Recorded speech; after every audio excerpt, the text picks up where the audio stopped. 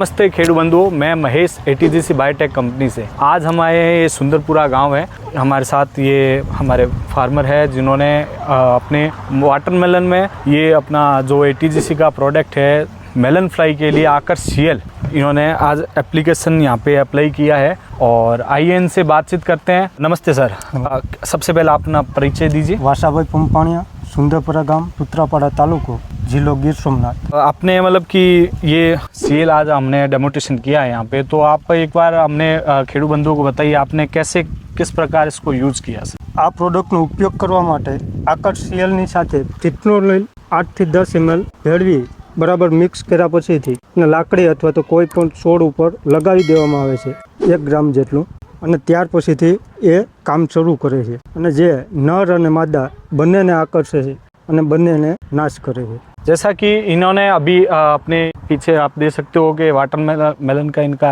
खेत है।